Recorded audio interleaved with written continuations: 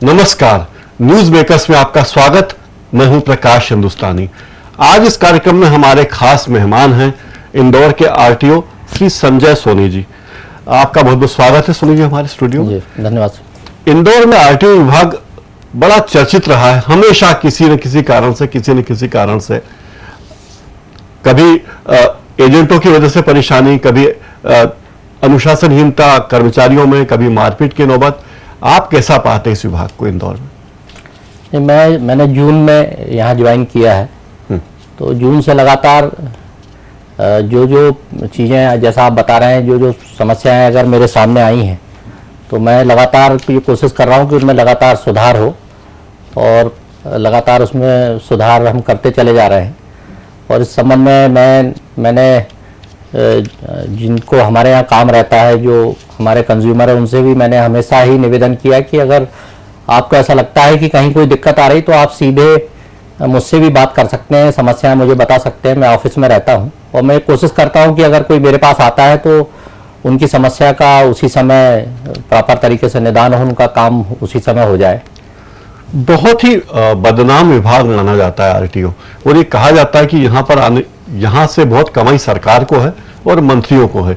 या तो आपका जरिया सीधा हो भोपाल में, या आप सीधे पैसे भिजवाएं तो आप इंदौर में आरटीओ बन सकते हैं। आप भी कुछ पैसा सा देके या पहचान के जरिए आए क्या इंदौर?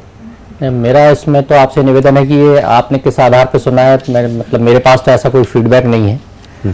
तो हमारे जो सीनियर्स डिपार्टमेंट में थे उनका रिटायरमेंट काफ़ी सीनियर्स लोगों का हो गया।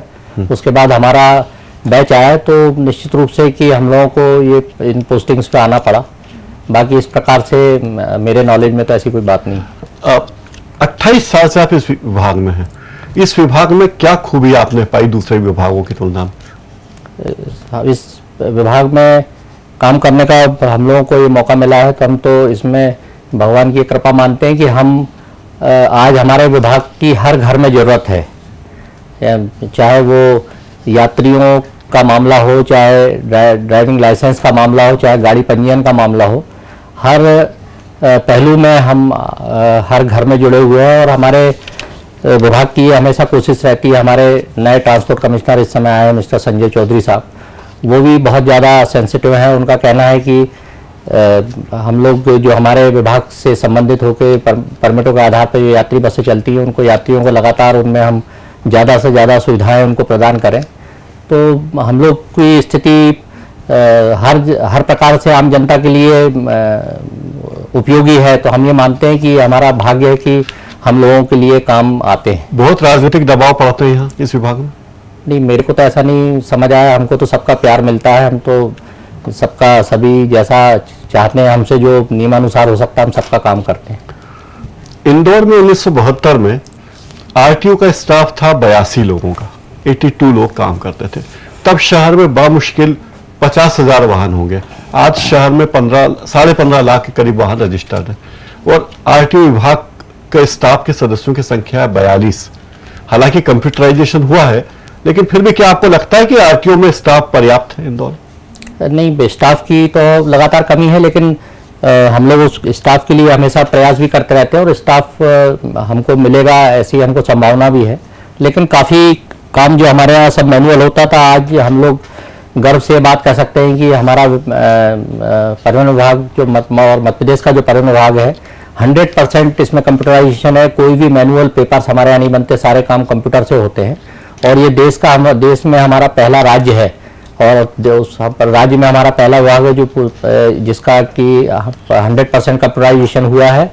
और हम लोग कंप्यूटर के जरिए ही हमारे ऑफिस में पूरा काम होता है। तो स्टाफ की जो कमी है वो कंप्यूटर के कारण भी थोड़ी होती है, लेकिन उसके बाद भी जो हमको स्टाफ चाहिए, हम लोगों ने हमेशा निवेदन किया है। जैसे हमारे यहाँ ये दो असिस्टेंट आरटीओ और 2 या 3 इंस्पेक्टर्स की कमी है, और निकट भविष्य में वो जल्दी हमारी कमी पूरी होने वाली है। सारा काम कंप्यूटर से होता है। एक आदमी को लाइसेंस बनवाना, पहले ड्राइविंग लाइसेंस बनाना, तो वो क्या प्रक्रिया करे कि उसे दलालों के चक्कर में न फंसना पड़े? ड्राइविंग लाइसेंस के लिए हम लोगों ने ये सुविधाएं दी हैं कि अपने एमपी के ऑनलाइन जो क्वाइज हैं, और भी जो गवर्नमेंट द्वारा ऑथराइज जो कंप्यूटर सेंटर्स हैं, उन लोगों को हमने अधिकृत किया है और ये सभी जगह फैले हुए हैं, इसीलिए अगर किसी को लर्निंग लाइसेंस लेना है तो वो उन सेंटर में जाके अपना वहाँ पर आवेदन कंप्यूटर ऑपरेटर से बोल के भरवा सकता है। अगर जिसको कंप्यूटर ऑपरेट करना आता है वो अपना फॉर्म खुद भर सकता है। अगर किसी को नहीं आता या इस वेबसाइट पे जाएं, एमपी ट्रांसपोर्ट डिपार्टमेंट ऑनलाइन इसी वेबसाइट है और वो सारे ऑनलाइन गवर्नमेंट ऑनलाइन जो सेंटर है उसमें हमारी वेबसाइट है। टैक्स वगैरह भी भर सकते हैं, आराम से वहां पे फीस भर सकते हैं और अपना फीस भरने के साथ कंप्यूटर में आप ये बता सकते हैं कि आपको किस डेट में आपको हमारे यहाँ लाइसेंस बनाने जाना है।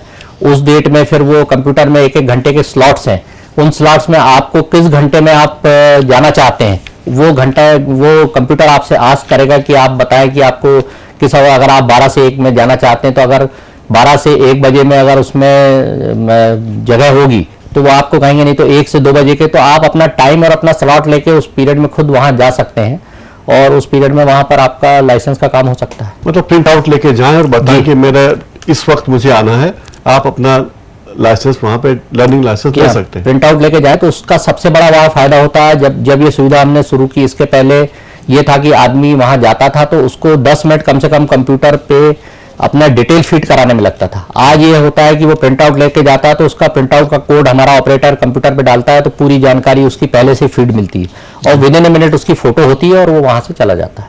मतलब परेशान होने की जरूरत जी बिल्कुल नहीं, नहीं। 10 मिनट की प्रक्रिया रहती है। हमारे यहाँ एक लर्निंग लाइसेंस का टेस्ट होता है तो वो टेस्ट देता है, उसके बाद फोटो होती है और फिर उसका काम हो जाता है। क्या पूछा जाता है लर्निंग लाइसेंस के टेस्ट उसमें हमारे यहाँ जैसे अपने का कौन बनेगा करोड़पति जैसा एक क्वेश्चनरीज सामने स्क्रीन पे आती है और उसमें आप जो एप्लीकेंट होते हैं उनको उसमें बताना पड़ता है कि ये जो दिख रहा है इसमें 4 ऑप्शन है, इसमें कौन सा सही है।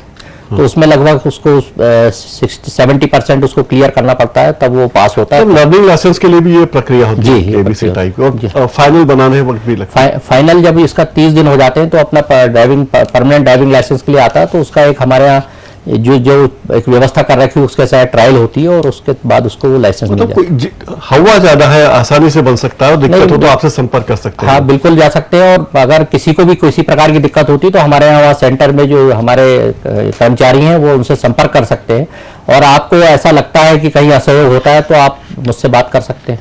इंदौर के आरटीओ 2 जगहों पर है, एक विजयनगर में और दूसरा केशरबाग रोड पर। केशरबाग रोड में आरटीओ की हालत बहुत ही जर्जर है और बरसों से सुन रहे हैं कि नया दफ्तर बनेगा, नया आरटीओ बनेगा, अभी तक उसकी कोई प्रक्रिया कहां पहुंची पता नहीं। कब बन जाएगा नया आरटीओ? हमारे नए ट्रांसपोर्ट कमिश्नर माननीय संजय चौधरी साहब ने प्रक्रिया बहुत तेजी से शुरू की है। इसमें शासन से हमारे माननीय मंत्री जी माननीय जगदीश देवड़ा जी के द्वारा प्रयास किया जा रहा है और हमको जल्दी उसमें सैंक्शन मिलेगी। तो हमको नेमावर रोड पे मुरला गांव है, वहाँ पे 12 एकड़ जमीन मिली है तो वहाँ पर आरटीओ ऑफिस का ये हम लोग मानते हैं कि दिसंबर से काम शुरू हो सकता है। और कब तक बन जाएगा दफ्तर और पूरी चूंकि काफी बड़ा शहर की पूरा एक ही कैंपस में पूरे सारी चीजें हों तो ये मेरा मानना है कि 1.5 से 2 साल लग सकते हैं। 1.5-2 साल बाद लोगों को वहां जाके आराम से अपना हाँ जी काम कर सकते हैं। जी हाँ। इंदौर में पब्लिक ट्रांसपोर्ट की दशा बहुत ही खराब है, खासकर ऑटो रिक्शा, मैजिक वैन। पहले यहाँ टेम्पो चलते थे जो बंद हो गए, लेकिन अब जो वैन चल रही हैं उनकी दशा भी टेम्पो से भी गई बीती है। खटारा वाहन है, ग्राहकों से बदसलूकी होती है, यही हाल ऑटो रिक्शा वालों का है। आप क्या कहेंगे? निश्चित रूप से पब्लिक जिस हिसाब से हमारे शहर में ट्रैफिक बढ़ता चला जा रहा है उससे हमारे शहर के हमारे जिलाध्यक्ष महोदय और नगर निगम भी ये प्रयास कर रही हैं कि हम लोग पब्लिक ट्रांसपोर्ट को ज़्यादा से ज़्यादा बढ़ावा दें। तो उस स्थिति में वैन और मैजिक के जब शिकायतें प्राप्त हुई तो हमारे यहाँ चेकिंग पोर्शन के इंचार्ज हैं mister Sunil Tiwari, assistant RTO. तो हमने उनको कहा कि आप ये वैन और इनकी एक ड्राइव चलाएं और देखें कि इनमें किस प्रकार से सिटिंग अरेंजमेंट है। तो जब हम लोगों ने इसकी तीन महीने पहले इनकी ड्राइव हमने की और उसके पहले हमने इन लोगों से बोला कि आप लोग ने अगर सीटें ज़्यादा लगा रखी हैं तो इनको निकाल दें आप, क्योंकि अगर आप उसमें ज़्यादा एक परिवार भी बैठता है तो उस प्रकार से एक अप्रिय स्थिति ना बने बैठने के लिए। तो जब हमने उन लोगों को बोला 10 दिन का समय दिया कि आप लोग अपनी सीटें जो ज़्यादा लगी हैं वो निकाल दें, तो उसके बाद भी कुछ लोगों ने उसका पालन किया, कुछ ने नहीं किया, तो हम लोगों ने चेकिंग की और उसमें करीब एक ही दिन में हम लोगों ने 1 घंटे में 50 से 60 हमारे फ्लाइंग स्क्वाड द्वारा, हमारे ARTO द्वारा वाहनें जब्त की गई। उसमें ट्रैफिक डिपार्टमेंट भी हमारे साथ में था, ज्वाइंट हम लोगों ने चेकिंग की थी और उसमें जो सीटें लगी थी हमने उन सीटों को उसमें से निकलवाया। और उसके बाद फिर ये रहा कि लगभग सभी हमारे जो टाटा मैजिक वाले, वैन वाले लोगों ने ये इसका अच्छे से पालन किया और लगातार हम इन पर नज़र रखते हैं कि ये फिर इस प्रकार से ना करें। और जो हम उन लोगों से भी एक प्रार्थना करते हैं कि आप इसी शहर के नागरिक हैं और सम्मान पूर्वक आप अपना भी बिजनेस करें, हमें बार बार आपको चेकिंग ना करना पड़े, हमें बार बार आपको टोकना ना पड़े कि आप ये ज़्यादा ओवरलोडिंग कर रहे हैं, ये कर रहे हैं, क्योंकि गाड़ियाँ निकलती हैं शहर में, सबको दिखती हैं, तो एक अच्छा दृश्य नहीं आता है। ऑटो रिक्शा वाले शहर के असली ब्रांड एम्बेसडर हैं।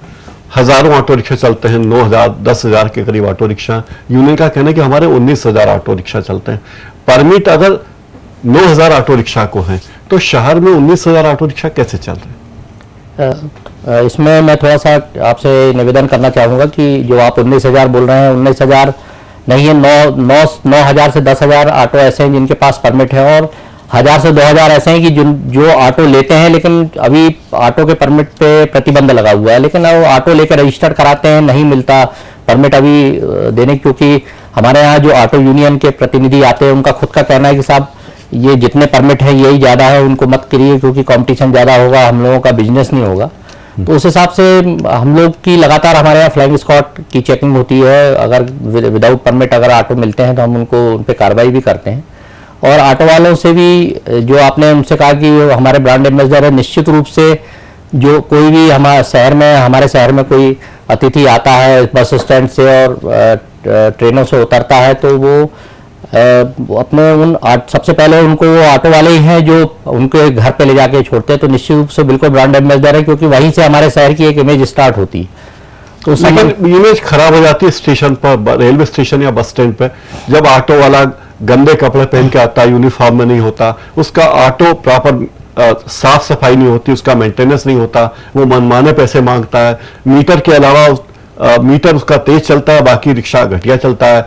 ऐसी तमाम शिकायतें लोगों को हैं ऑटो रिक्शा वालों से। इस संबंध में हम लोगों ने माननीय हमारे कलेक्टर महोदय द्वारा एक यातायात की चेकिंग स्क्वाड गठित किया गया है इसमें, जिसमें एक हमारे मित्र हैं, साथी हमारे SDM है मिस्टर रजनीश कसेरा, और हमारे ट्रैफिक के दोनों DSP साहब भी उसमें हैं। तो हम लोगों ने बीच में 2 दिन लगातार ऑटो में बगैर बताए बैठ के जाके भी ये चेक किया और 2 दिन में हम लोगों ने करीब 150 ऑटो चेक किए। उसमें हमारा उद्देश्य ये था कि ये जो बात आती है, जो आपने कहा कि लोगों के पास हमारे ऑटो वालों की इमेज खराब होती है, तो हम लोगों का था कि मेन उद्देश्य कि ये मीटर्स अगर लगे तो मीटर से चलें और आप लोग ड्रेस पहने, अपनी नेम प्लेट लगाएं। तो उस दिन हम लोगों ने काफ़ी कार्रवाई की और उसमें हमारा उद्देश्य था कि हमारा उद्देश्य कार्रवाई के साथ ये नहीं था कि हम उनको ज़्यादा जुर्माना करें या उनको परेशान करें। हमारा यही था कि हम कम कार्रवाई करें। हम भी नहीं चाहते कि वो मतलब हमेशा कार्रवाई करके कोई चीज़ की जाए। हम एक इम्पैक्ट भी डालना चाहते थे कि अगर आप नहीं मानेंगे तो हम कार्रवाई करेंगे। और अभी भी हमारा कहना, हमने 2 दिन कार्रवाई की थी और लोगों से अपील की, ऑटो वालों से भी, कि आप लोग मीटर से चले, और आम जनता से भी हमने निवेदन किया कि आप ऑटो में जब बैठे तो ऑटो वाले से कह के मीटर ऑन करवाएं। यातायात पुलिस का सहयोग पूरा है? यातायात पुलिस का पूरा सहयोग हमें रहता है और हमको पुलिस विभाग का भी पूरा सहयोग रहता है। और उस पीरियड में हमारे पास 2 फीडबैक आए। मैं आपने चूंकि ये मौका दिया मेरे को, तो मैं इस संबंध में सभी को ये बताना चाहता हूँ कि उसमें हमारे पास बहुत सारे ऑटो वालों को भी फ़ोन आए जिन्होंने इस जो कार्रवाई की हम तारीफ भी की। और उनका कहना था साहब कि हम कुछ लोग हैं जिन जो ऑटो वाले ऐसी गलती करते हैं, उससे हम सबको ये अप्रिय स्थिति का सामना करना पड़ता है। आप अच्छी कार्रवाई कर रहे हैं, लेकिन इसमें बोले साहब हम आपसे ये कहते हैं कि जनता से भी आप अपील करें कि साहब कई बार ऐसा होता है कि हम तो मीटर से चलना चाहते हैं पर बैठने वाले कहते हैं कि नहीं आप तो पैसा बताओ फलानी जगह जाने का। तो उस संबंध में उनका भी कहना, साहब हम थोड़ा सा आप आम जनता से भी कहें कि साहब हम तो मीटर से चलेंगे और आप भी हमसे मीटर से ही चलने के लिए कहें। तो इस संबंध में आपके माध्यम से मैं सबसे एक प्रार्थना करना चाहता हूं कि ऑटो वाले भी मीटर से चलें और बैठने वालों से भी निवेदन है कि वो भी ऑटो वालों से मीटर डाउन करा के ही आगे बढ़ने को कहें। एक वो शिकायत लोगों को है स्कूल और कॉलेज की बसों से, वहां ओवरलोडिंग बहुत आम चीज है, उसके लिए कोई अभियान चल रहा है आपका? स्कूल बसों का हम लोगों ने बहुत पहले शुरू में ही हमने हमारे यहाँ करीब 225 स्कूल संस्थान है और हम लोगों ने 20 दिन लगातार स्कूलों में जाके स्कूलों में जो चलने वाली बच्चों को ले जाने वाली वाहनें हैं उनका सबको चेक किया था। और उसमें सुप्रीम कोर्ट की गाइडलाइन भी है कि माननीय उच्चतम न्यायालय के द्वारा कुछ निर्देश दिए गए कि स्कूल की बसों में क्या होना चाहिए, तो हम लोगों ने उनकी गाइडलाइंस को सभी स्कूल में हमारे जो स्कूल के प्रबंधक हैं उनको ये बताया और उस समय भी जिन बसों में कमियां मिली हम लोगों ने उनके फिटनेस निरस्त किए और बाद में सभी स्कूलों ने भी हमको उसमें बहुत सहयोग दिया और आम जनता का भी उसमें अच्छा हमको सहयोग मिला कि लोगों ने कहा, मुझे फ़ोन करके कई पेरेंट्स ने कहा कि साहब बहुत अच्छा कर रहे हैं आप, और ये इससे तो उसमें निश्चित रूप से सब स्कूल बसों में सुधार हुआ। लगातार हम लोग बीच बीच में स्कूलों में जाके चेक करते हैं और लगातार देख रहे हैं कि अब काफ़ी सभी स्कूल बसें लगभग व्यवस्थित हो गई हैं। ऑटो रिक्शा का किराया बढ़ गया है, अब कितना हो गया किराया बढ़कर? तो ऑटो रिक्शे के किराए कमिश्नर महोदय ने बढ़ाया जी, है। ऑटो वालों ने रिप्रेजेंट किया था कि साहब सभी के किराए बढ़े तो हमारे भी बढ़ाए जाएं। तो उस आधार पे जो सीएनजी वाले और एलपीजी वाले ऑटो थे वो पहले 10 रुपए किलोमीटर लेते थे, अब वो 12 रुपए किलोमीटर उनका किराया किया गया है। और पेट्रोल वाले पहले 12 रुपए था, उनका 14 रुपए किलोमीटर है। मतलब 2 रुपए ऑटो रिक्शा का। यहाँ मुंबई जैसे शहरों में नियम है कि पहला मीटर डाउन जो होता है वो 1.6 किलोमीटर पे होता है, हमारे यहाँ 1 किलोमीटर पे ही मीटर डाउन होता है। जी हाँ, उसके लिए अब हम लोगों ने जैसे किराया बढ़ाने की घोषणा की तो इसके साथ ही हम लोगों ने नापतोल विभाग से रिक्वेस्ट की है कि आप अब नए किराए के अनुसार जो ऑटो वालों को बुला के इनके मीटर को रेगुलेट करें और चेक करके इनको व्यवस्थित करें। जी, इंदौर में आरटीओ के रूप में कार्य करते वक्त आपके सामने सबसे बड़ी चुनौतियां क्या रही और सबसे बड़ी उपलब्धि क्या रही आपकी? जब मैं आया तो मतलब पहले भी विभाग में हमारे और भी हमारे साथी अधिकारी आए, सभी प्रयास करते हैं। तो अभी जब मैंने ज्वाइन किया तो मेरा सबसे पहला प्रयास था कि 1-to-1 अगर दफ्तर में कोई आता है तो उससे 1-to-1 बात होनी चाहिए और कोई आदमी अपनी समस्या लेके आता है तो उसकी बात को सुनना चाहिए कि क्या परेशानी है, क्योंकि इतना बड़ा शहर है, हमारे ऑफिस में कोई आएगा तो निश्चित रूप से काम से ही आएगा और मेरी ये कोशिश रहती है कि अगर कोई आया है तो उसका समस्या सुनी जाए और उसका अगर काम हो सकता है तो उसी समय हो और अगर उसमें समय लगता है तो उसको बताया जाए कि आप कल आइए या परसों आइए, आपका काम हो जाएगा। तो ये इन सब चीज़ों में मेरी प्रयास रही है और मुझे मानना है कि लगभग मैं काफ़ी लोगों से मिल सका और लोगों तक अपनी बात पहुंचा सका हूँ। और अभी आप क्या करना चाहते हैं? आपको लगता है कि ये चीज़ मुझे और करना है जो नहीं कर पाया? नहीं, सुधार की तो हर समय जरूरत रहती, कभी भी अपन ये नहीं सोच सकते कि अब हमारा काम पूरा हो गया। तो लगातार हम ये चाहेंगे कि हम आपके लिए ही है और आपकी सेवा में, और अगर आपको ऐसा लगता है कि हमको और कुछ अच्छा करना चाहिए तो हमें आप बताएं, हम बिल्कुल जैसा आप चाहेंगे वैसा करेंगे। इंदौर के लोगों से आप कुछ कहना चाहें अंत में? नहीं, मैं तो सभी से ये अपील करना चाहता हूँ कि चूँकि हमारा डिपार्टमेंट है तो हम चाहेंगे कि अपने ट्रैफिक के जो रूल्स हैं, जो यातायात के नियम है, कम से कम जीवन बहुत अमूल्य होता है, तो ड्राइविंग करते समय सभी नियमों का और बड़ी सावधानी से वाहन चलाएं और नियमों का पालन करें और अपनी जो जवाबदारियां जिम्मेदारियां उसको पूरी करें। क्या आपको लगता है कि इंदौर में वाहन बहुत ज्यादा है, जरूरत से ज्यादा वाहन हो गए? अब वाहनों की संख्या तो लगातार हर जगह ही बढ़ती चली जा रही है। जी, तो पब्लिक ट्रांसपोर्ट कैसे सुधारा जाए, कुछ सुझाव आपके? अब इसके लिए तो लगातार प्रयास चल ही रहे, जैसे BRTS का भी इसमें एक बहुत बड़ा वो है और हम लोग लगातार माननीय कलेक्टर साहब लगातार ये यातायात व्यवस्था सुधरे इसके लिए लगातार प्रयास कर रहे हैं और हम लोग उनके मार्गदर्शन में बराबर अच्छा काम कर रहे हैं। क्या आपको लगता है कि इंदौर में BRTS के बनने के बाद यातायात सुगम हो जाएगा? नहीं, निश्चित रूप से अभी जब इतनी बड़ी व्यवस्था की जा रही है तो निश्चित रूप से यातायात व्यवस्थित होगा और लोगों को एक अच्छी वाहनें मिलेंगी बैठने के लिए और अच्छा लगेगा उसमें। संजय सोनी जी, आप हमारे स्टूडियो पधारे, आपने हमसे बातचीत की, बताया आरटीओ किस तरह कार्य कर रहा है और लोग किस तरह सरकारी नियमों का, सेवाओं का बेहतर से बेहतर उपयोग कर सकते हैं। एक बार फिर धन्यवाद, आप हमारे स्टूडियो पधारे। धन्यवाद और सभी को मैं प्रणाम करता हूं कि आपके कारण मुझे सबसे रूबरू होने का मौका मिला। धन्यवाद। न्यूज मेकर्स में फिलहाल इतना ही। नमस्कार।